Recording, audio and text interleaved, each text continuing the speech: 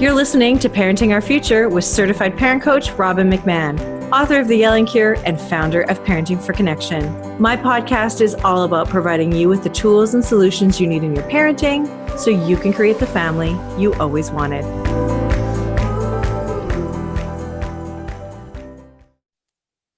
Hi parents, it's Robbin McManne here. Just before you dive into this episode, I want to invite you to join my new membership site for free. My site, which is at www.parent-toolbox.com, is the companion to my award-winning podcast where you will find game-changing tools and resources from me and from my expert guests who are among the top leaders in the parenting world. Join for free today at www.parent-toolbox.com. Now back to the show. Hello, everybody. It's Robbin here. Welcome back to Parenting Our Future. I'm really happy to have you here. And, relationships are so important in our lives. We want to have good, close relationships with our spouses, our partners, with our kids, with our extended family and friends. And sometimes we don't know how to do that. Well, luckily, I have somebody really, really knowledgeable and has so much to share in this realm. So I really want to welcome Jayson Gaddis here. He is a relationship expert. And let me just tell you a little bit about him. He is an author, relationship expert, coach, and he teaches people the one class they didn't get in school, which is how to do relationships. I couldn't agree more. Jayson also leads one of the most in-depth and comprehensive relationship educational programs and trains relationship coaches all over the world. He also has thousands of fans and followers across multiple channels and hosts the Relationship School podcast with over 5 million downloads and over 330 episodes. And he has his first book called Getting to Zero that as of October 2021 is out and available for you to consume. So Jayson, thank you so much for being here. I can't wait to dive into this with you. Yeah, Robbin, I'm psyched to be here. Let's do it. All right, let's do it. Okay, so your book is called Getting to Zero. First, I want to talk about that. What is that? Because that doesn't sound like somewhere you want to get with your relationship, but I love what it really means. Right. So tell me about that. Yeah, zero love. No. Zero in my book is just a number, and I have a scale, 0 to 10. When we are triggered or activated by another human, we move away from zero being the good, happy, connected place up the scale to less and less connection and more conflict and more disconnection. So when people are at odds or in an argument or there's silence and things just don't feel good in a family or in a partnership, we want to get back to our good place. And that good place I call zero. Oh, I love that. And, I love the sort of the saying, right? When connection is high, resistance is low. When connection is low, resistance is high, right? So nice. Yeah. Like and that. It feels good being at zero, doesn't it? It's the baseline. Like that's where I want to live my life, Yeah. Yeah. And that's not just with your romantic partner, that's with everybody. Is that right? That's right. Yeah. I particularly zero in on high stakes relationships because those, because there's so much at stake, if conflict doesn't go well, then it could be really bad, right? In a family or a business partnership or an intimate partnership. So I'm mostly focused in the book on our high stakes relationships. Okay. Where do we often make the most mistakes in a relationship? Well, we make the most mistakes. The biggest mistake I think we make is we purchase fantasies about relationships and we don't educate ourselves about how human beings work in relationship. So that means the fantasy being when you meet the one or find the right person, everything is supposed to just be hunky-dory and work out and feel good. And that couldn't be farther from the truth. The truth is relationships are hard. High-stakes relationships are hard.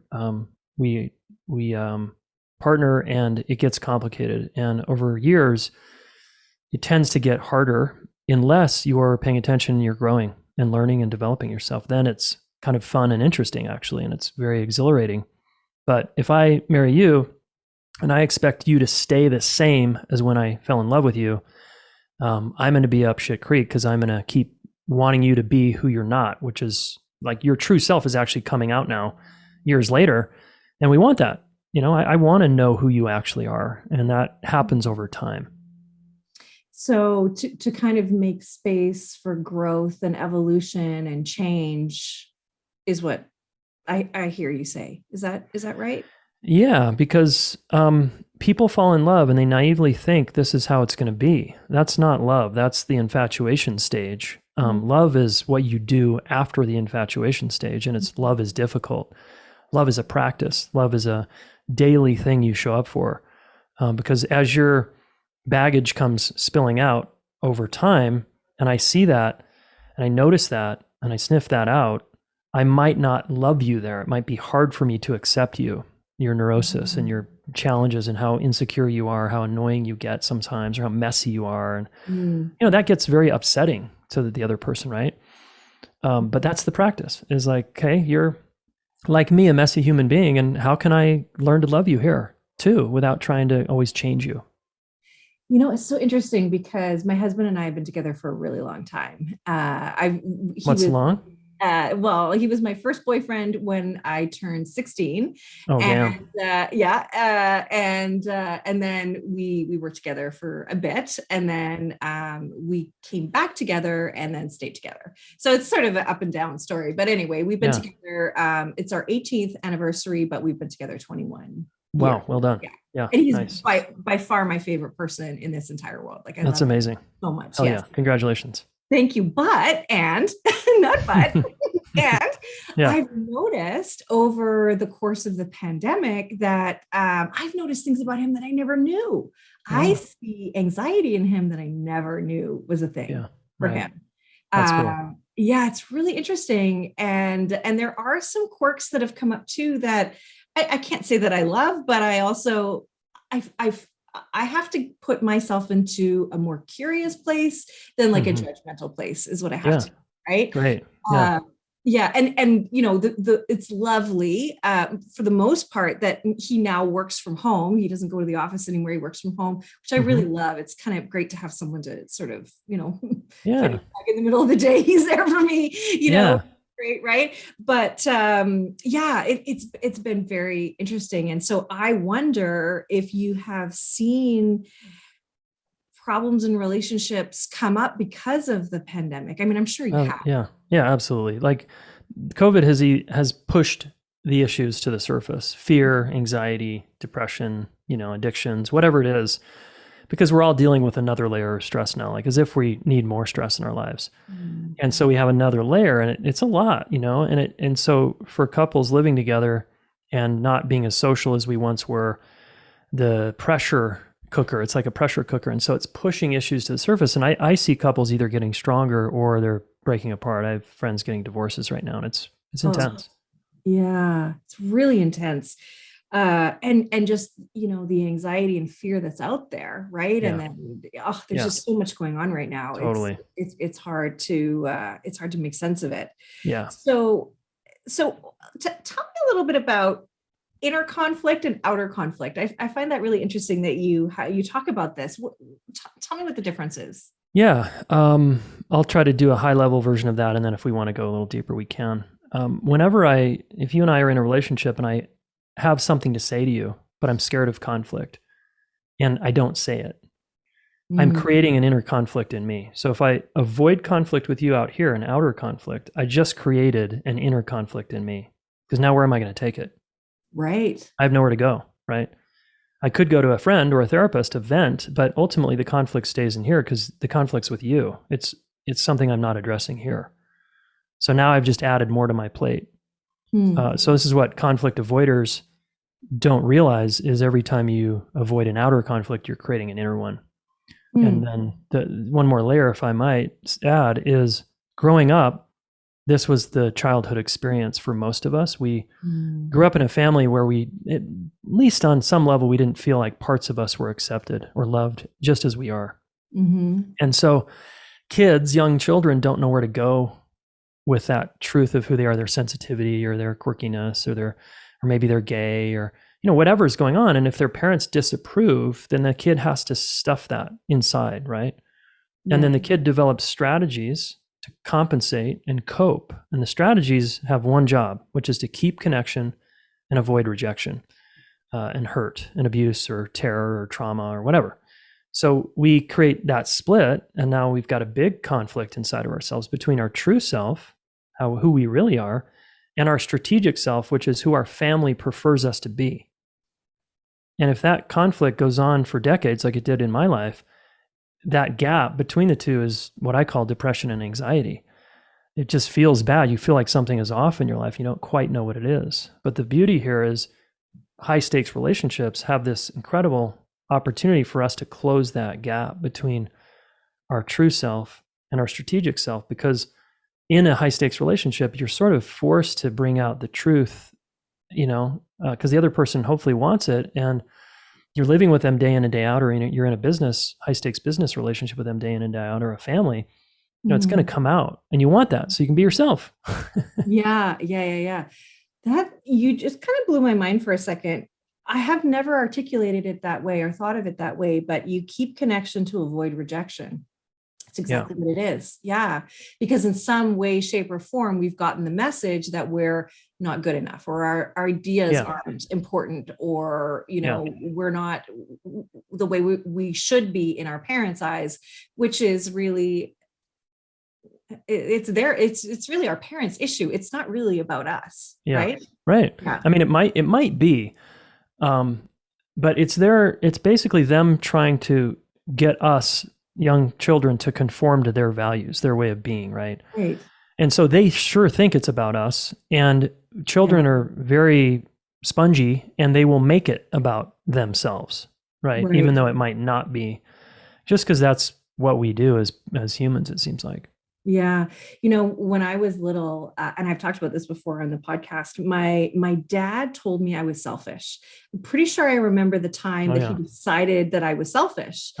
And I was a kid, right? I wasn't selfish. I just wanted more lemonade. Like, this is literally what happened, right? And I lied about it, that I didn't drink it, and whatever. Anyway, oh my gosh, you're so selfish, Robbin.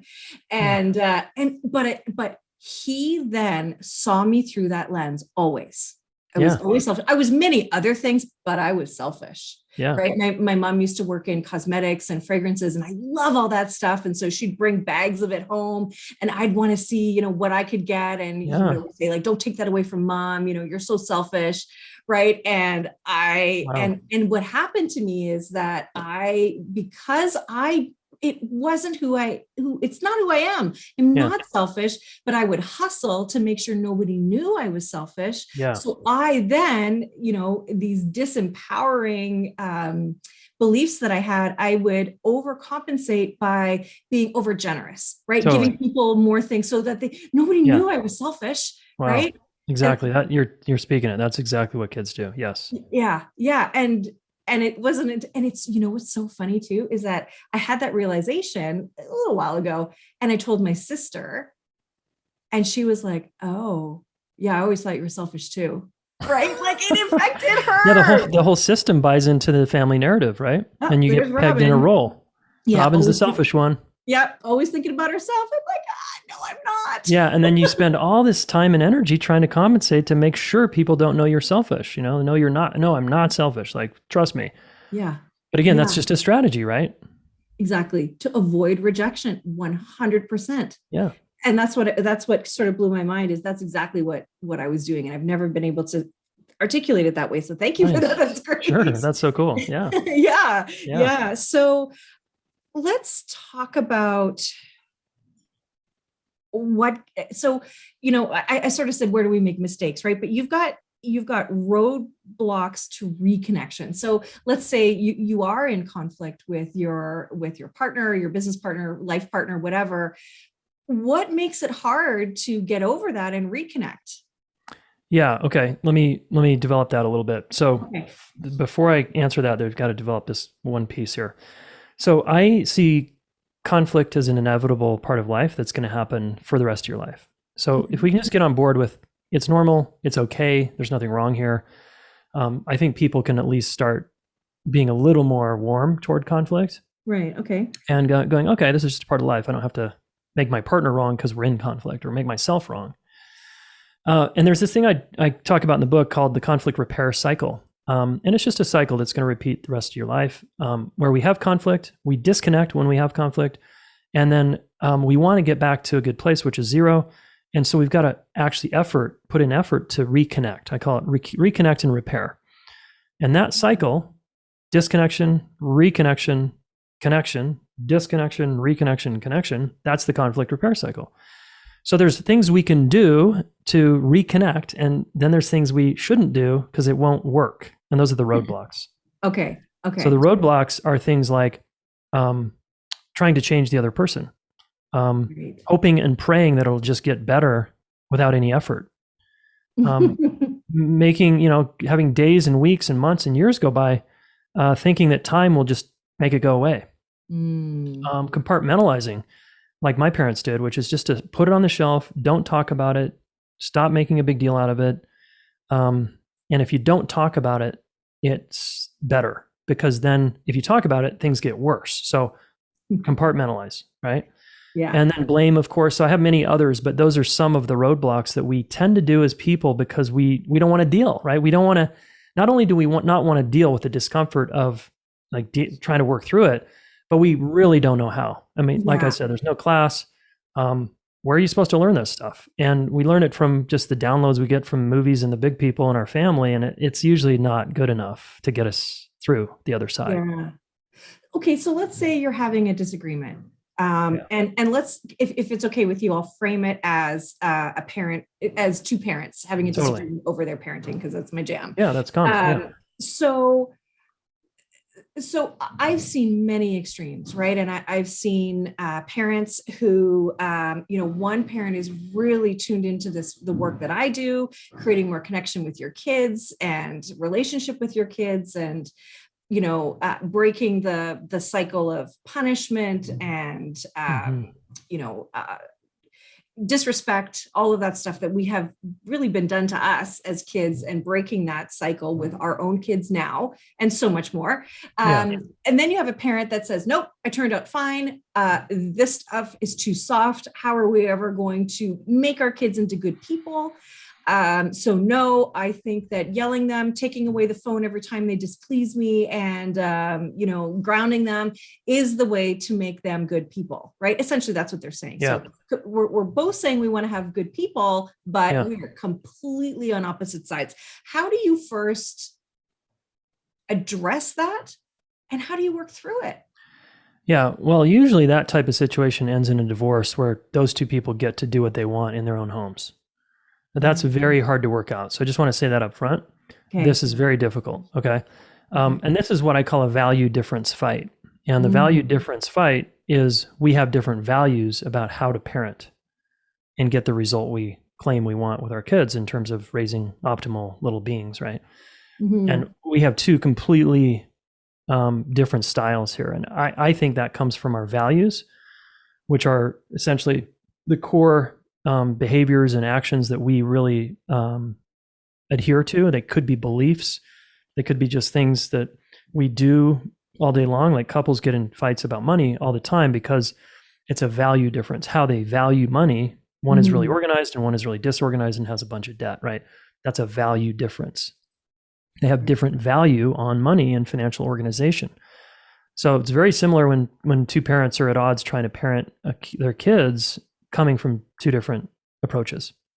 And I think the first thing is they have to just acknowledge, wow, we have a huge gap here. Like, can we just be honest that we are completely different here? And can that just be okay? Can it be okay that we are very different? Right. That like, wow, you have a certain set of beliefs and approaches to parenting, and I have ones that are very different from you. Can that be okay? We are two totally different people. We probably should have figured this out when we were dating, but here we are. Because this is the thing, like there's no blame here. It's like people need to take responsibility that they chose this person, right? And not be a victim to it. You chose to marry and have kids with and partner with this person, whoever they are, whatever their values are. That's on you. It's on nobody but you. And that's not to blame yourself. That's just, yep, I own that, right? To acknowledge it, yeah. It's acknowledging, hey, yep, this is the choice I made. But if we can get on the same page that, yeah, we're on the same page, we have a shared reality that we're very different. That's a huge first step. Then it's like, let's look at that difference as a team. Let's stand actually shoulder to shoulder and look at the problem, which is you want to do it this way. I want to do it that way. You want to go left. I want to go right. What are we going to do about that? Can we actually continue to live together and be a family if you want to do it that way and I want to do it this way? Or is it actually best that we split up and then, 50-50 custody with the kids and do it in our own homes? And like, are we that wedded to our approach? Mm. Do we really think, no, this is the way to do it? Because if there's gridlock there, it's like, we're not going to, that's a conflict that can't be really worked out. The way to work that out is to respectfully say, you go your way, I'll go mine. And when they're in your house, you get to do what you want. And here's my preferences and here's your preferences. And, Well, and I really like that. Just lay it out on the table. Okay, look, we're on completely opposite sides of the issue here. Okay, so can we just agree on that? Right? Yeah. Like, let's just start there, right? Yeah. I have some clients that, it's the mom that really does everything in the house. He doesn't do much at all, except for sort of yell, punish, and put the kids down. And then they all come to mom and say, well, mom, dad's being so mean. How do you make sense of that as a parent when, one is so on that side, one is so opposite to you, but the kids are coming to you saying, why is dad like that? How do you not throw him under the bus, but honor dad? Like, you know what I mean? Like, that's not easy, right? Yeah. So in the book, I talk about the victim triangle, right? And so the kid's the victim in this case, saying, mom, dad's being mean to me, and dad's the villain, and mom's the rescuer, right? That's a triangle. Yes. In systems theory, right? Family systems, this is what they teach. Right. And that's okay, but it's very limited to stay stuck there, where kids are always kind of coming to mom, venting, and dad's the bad guy. So mom has a couple of options there because she's the motivated one working on herself. She could be like, I don't want to be in this triangle. So the kids are welcome to come to her to release, but mom's not going to necessarily take the kid's side, and mom's not going to necessarily be the therapist in the family. Mom is going to refer the kids to therapists or coaches or mentors, so the kids have another safe place to go to that's unbiased. Yeah. Right? That gives mom a little breathing room. And then dad, and mom can pay for that out of her own pocket or something if dad's, stonewalling or gaslighting or resistant or something. Yeah. And then mom and dad need to be the adults here and go, this is the dynamic in our family. Kids feel scared in your house or with you, and they come to me. Is this really what we want? And I actually can't endorse you yelling and raising your voice. So I don't have your back there, and I won't have your back ever. When you treat our kids that way, I'm not going to do that. And I won't go along with it. No way. Like, so the mom has to actually stand up for herself and her values and say, no, not in my house. Like, this is not okay with me. And this is what I feel every day when I see that. I feel, and be vulnerable and say, I feel terrified. I feel scared. I feel deeply alone. And be honest. And a lot of dads in this case, if they're a good man, they don't want that impact on their wife. That feels bad to them, and that motivates them to go, shit, okay, wow, you feel scared and you feel alone of me? Whoa, okay, maybe I need to change my behavior. Like, a good man is going to say, shit, I've got, that's not cool, right? It's not fair. And then finally, I just picked up on something in that couple you described, which is it's possible this woman is over functioning. And this is now we get to talk about codependency, or what I call codependent-ish behaviors, where if you find yourself doing all the work, the emotional labor, the home labor, trying to work on the relationship, that's codependent-ish behaviors, where you're enabling, by doing all of that, you're actually enabling this man to stay stuck right where he is.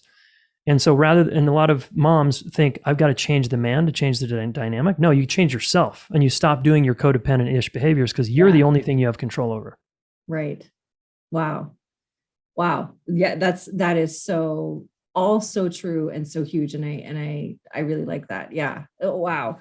Thank you for that answer. I can't even recap it. What you said is just so brilliant. I love it. And I know that they will be listening. So yeah, and it's confronting, right? I'm confronting the mom here. I'm saying, look, I'm not going to take your side and throw the dude under the bus. Like, you've got to get smarter and start studying relationships like for a living until you figure this out. You got to like go all in on, this is my problem. I created it because I married this guy. Here we are. We're a family. What am I going to do about it? And that's why they're listening to your podcast, right? They're trying. Yeah. And it's like go all in on that. Make relationship education, parenting education your highest value, and Mhm. you will find your way. Like, and it's going to be a way that leads toward empowerment, not more victimhood and disempowerment and pointing the finger at other people. Hmm. Well, it's funny that you say what you're saying because one of the last conversations we had is, well, we probably not we, her and I, but at some point need to look at, why you chose him to begin with, right? Yeah. Because Yeah. this is not that much different than what you thought you were getting into, right? Yeah. So, Yeah. and why is that okay? Why has it been okay up to Yeah. And this why do point? you keep making it okay by doing everything all the time? Right, right. Yeah. Hmm. That's tough though. I mean, life is messy. Life is tough. People are I'm with you. messy, right? It's so Yeah. messy. Conflict is messy. This is all messy. And again, Yeah. the mess isn't the problem. The problem is how we address the mess, avoid the mess, walk away from the mess, pretend the mess doesn't exist. It's no, Hmm. my book is all about turn toward the mess. That's Yeah. where the juice is. This is your life. Like turn toward the mess and let's learn how to work through Yeah. this. Yeah. Because we are not taught that. I know my No, parents didn't know how to deal with to do that. So how would I know how to do that? Right. I'm so with you. Yeah, I didn't know Yeah. how. I was a failure for a decade of in relationships, just blowing out from relationship to relationship because I didn't know how.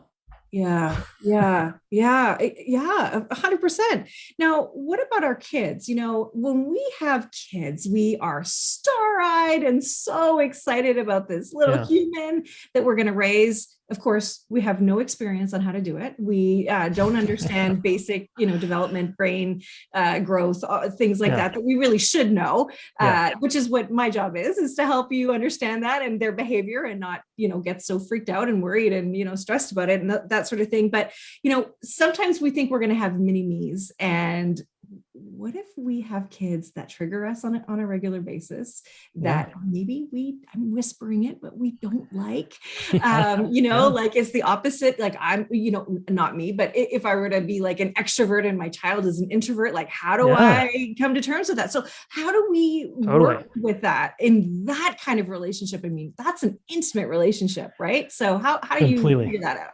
Okay. This is a fun one. I love this question Okay, good. because it's true that we have kids and they're just these magical little beings, and then sometimes depending on how much work we've done as a parent on ourselves, we can start playing out our unlived life through our kids. Yes. And that's tragic, honestly. Mm-hmm.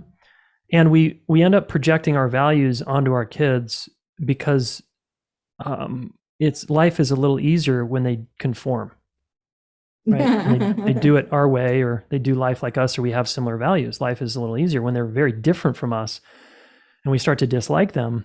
We're gonna we get triggered by them. We want to push them away. So let me say a couple things here. So I take the view that my kids represent my disowned parts. I have disowned parts that I haven't loved in my life. So whenever my kids are triggering me about something that I don't like in them, it's usually a reflection of something I don't like about myself. Let's say one of my kids is really needy and clingy. I'm judging them as needy and clingy, and God, they can't let go and they can't be independent and go do something without me, type of thing. And I get really irritated by that. Well, the view is I'm needy and clingy and it's disowned, which is why I'm pushing them away because I hate that part of myself. So if they represent it, I'm going to push them away. Mm-hmm. But the beauty of children is they're going to keep coming at you until you love that part of yourself.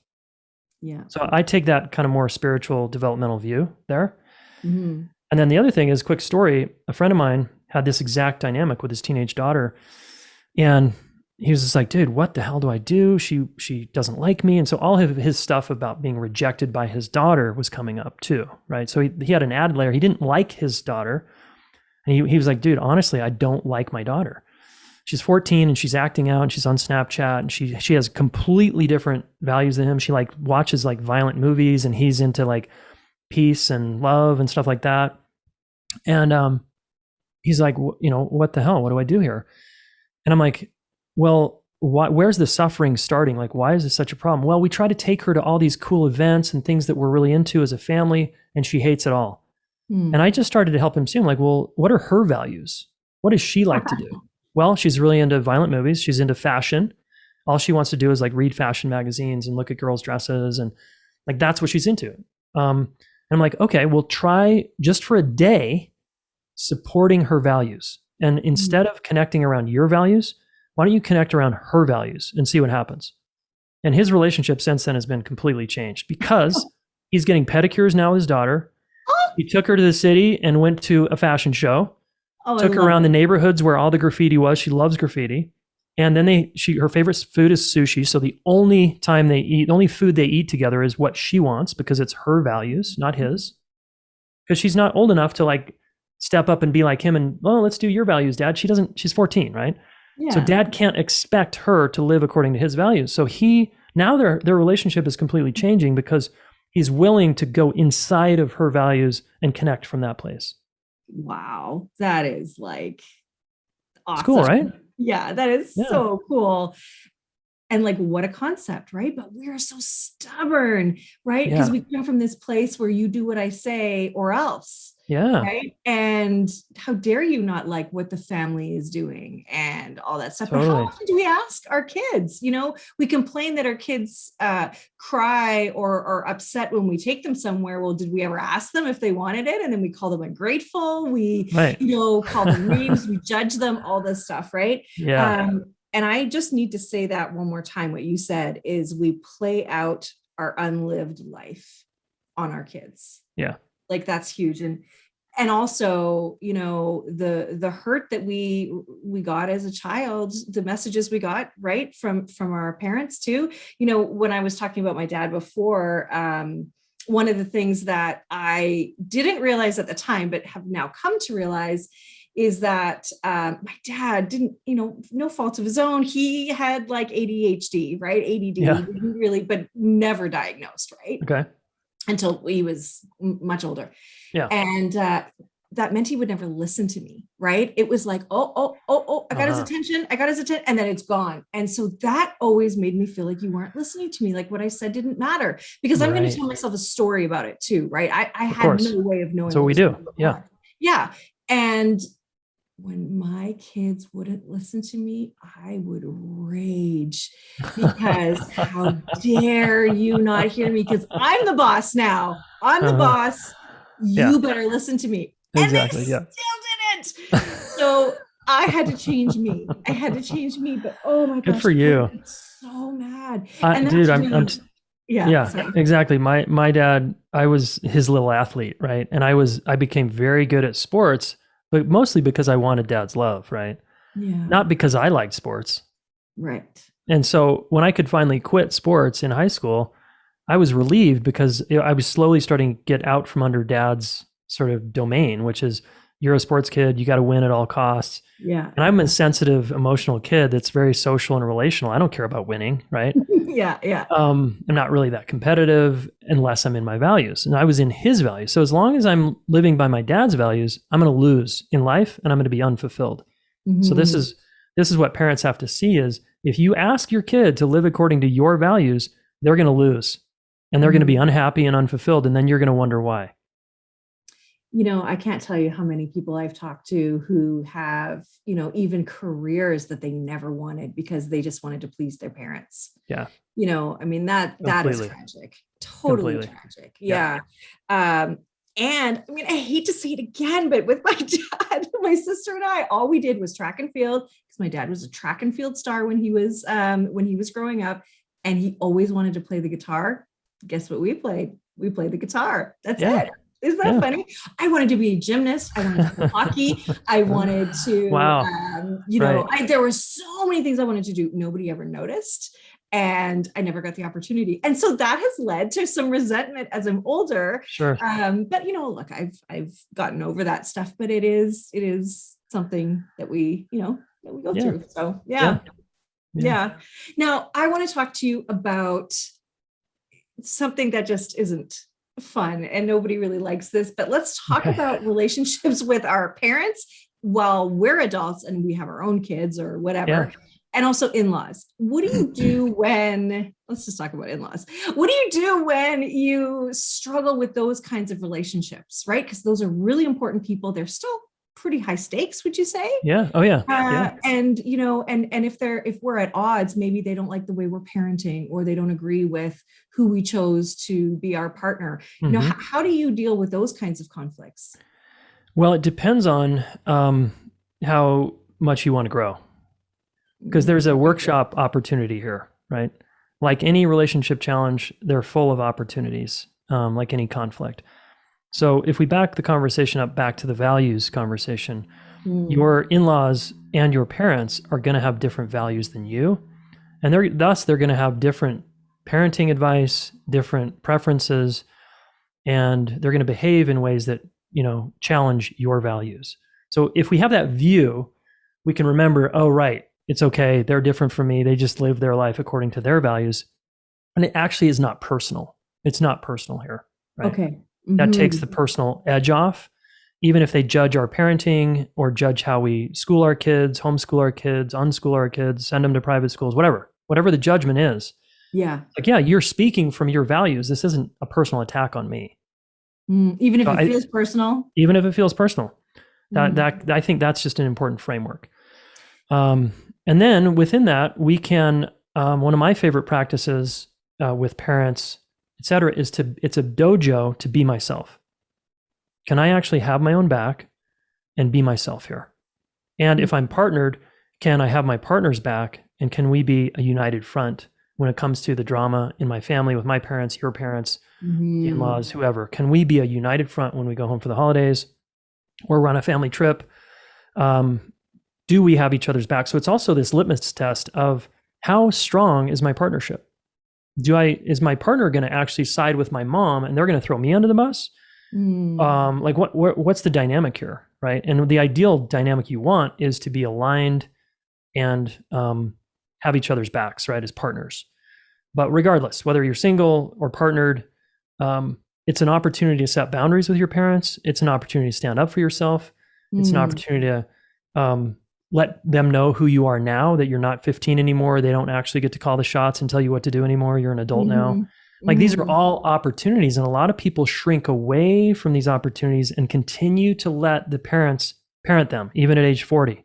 An 80-year-old parent parenting a 40-year-old and talking to them like they're 15. Like, is that really the dynamic you want? So this is all about differentiation, which is just a psychological term that means you haven't yet differentiated from your parents, and that's your work. And I think that's exciting work. It's difficult work, but it's when the dynamic flips and you're now the parent parenting them, that's a great place to be in, because it means you've surpassed your parents developmentally. It doesn't mean you're better than them. Okay. I'm not talking about better or worse. It just means you're more psychologically and relationally and emotionally developed than they are.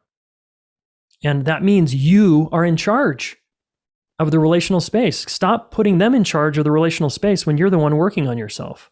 That makes no sense, right? To have the person that's uneducated, illiterate when it comes to emotions and relationships, leading the kind of vibe in the house, like, no.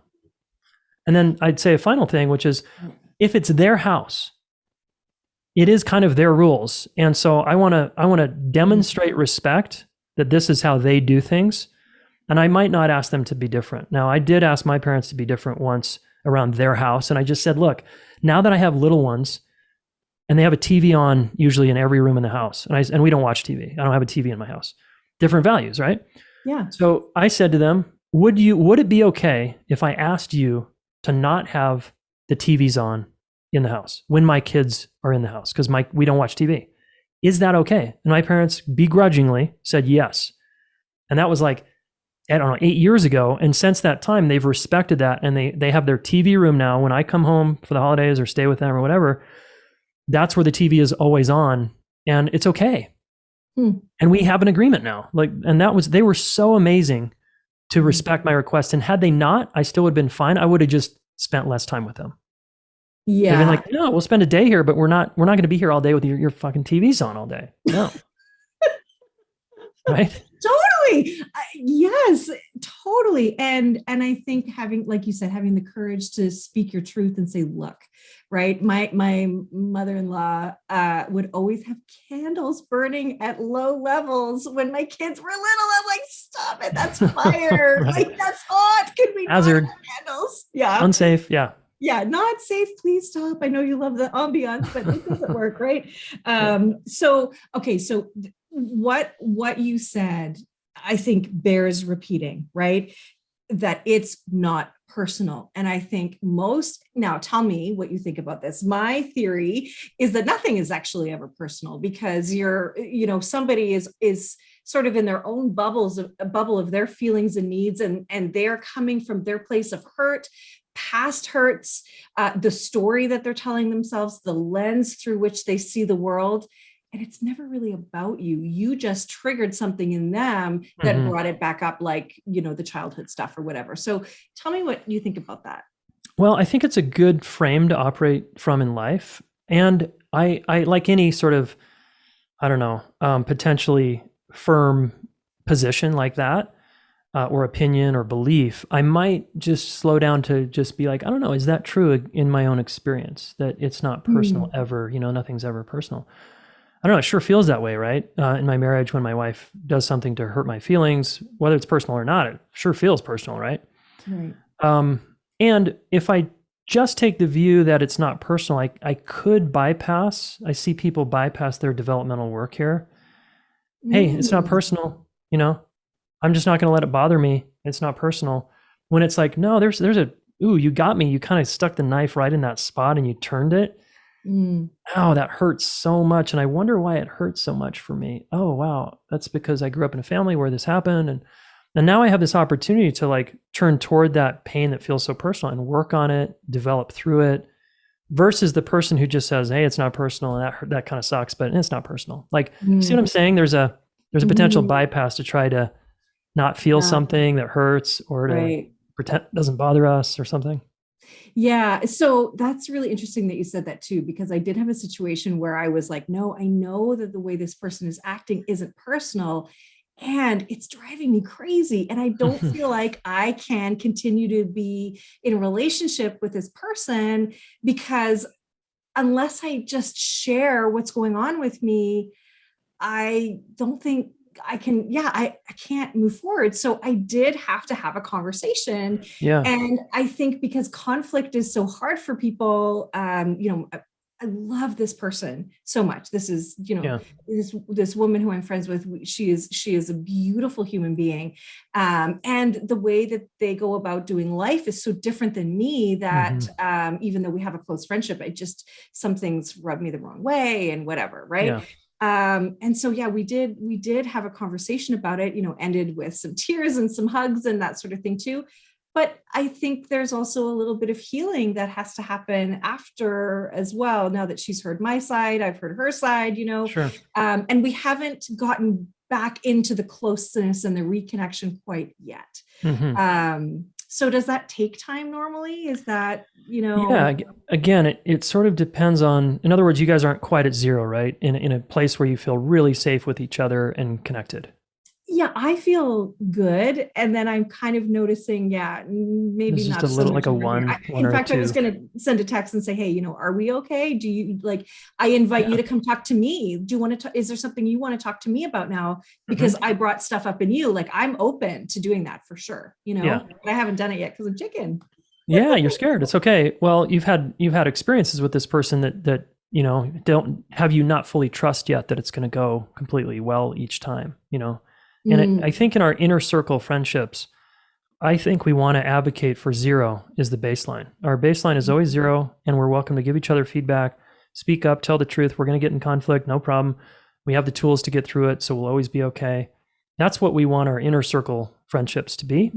Now, we all have outer circle friendships or concentric circles that goes out and out, and we all have to decide, is it worth it to bring it up with this person? Where are they in my friend circle? How far out do they go? How close is this? How high stakes is this?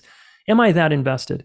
And we get to say, I don't want to deal with this person. You get to say it. Okay. Absolutely. Okay. We get to say, you know what? That person's like 3 tiers out. It's not worth it. I know them. I know their values. They're not going to change. It's not going to go anywhere. I'm just not going to waste my time. It's not a good use of my time because it could take too long. It could get too crunchy. They're not going to understand because they're not actually working on themselves in a personal growth kind of way. No thanks. We get to decide that. Yeah. Okay. And we have to watch out. Sometimes we might project that onto someone who actually, we're not giving them a chance, right? Right. Sometimes we do need to say something to a friend and it's the thing that wakes them up. And then they're like, thank you. That was so amazing. I appreciate you calling me out there. No one else has ever said that to me. It hurt, but man, I think it's improving my life. So thanks for like loving me and having the courage to say that to me. Sometimes we get that response. Yeah. And that's so true. Yeah. I am one of those people where it's like, you know what, I just can't. So it's like, I'm gone, And I've had experiences like that where I just like, nope, I just can't do it. Can't do it. Yeah. Like, sorry, no, like it's not for lack of love. I just can't, I don't have space for it. I've got family, kids, I've got a business, I've got all that stuff. Right. So yeah, this has been really good. Thank you. I feel like I kind of had a therapy session and I didn't mean for that to be at all. It's not about me. It's not about me, but I hope that, the people who are listening can really take on, and really understand what it is that you're saying and that conflict is normal. And like, let's not shy away from it because it's an opportunity for growth and connection and reconnection, right? Yeah, absolutely. And to me, the most successful relationships on the planet are people who have the willingness and ability to work through conflict. That is the single biggest determining factor of relationship success long-term. I love it. Well, thank you for sharing this with me and with my audience. This has just been so good. Thank you so much for being here, Jayson. Yeah, of course. You're so welcome. It was really fun to jam with you. And before we go, just to be clear where everybody can find you, this is, of course, always in the show notes. Your website is relationshipschool.com. You are Jay Gaddis on Twitter and Instagram. You are Jayson Gaddis, right? Yep. Jayson with a Y, Jayson. Yep. Jayson. Perfect. And then, you're, I think we just look for you and Relationship School and they'll find you. But all of your details are in the show notes.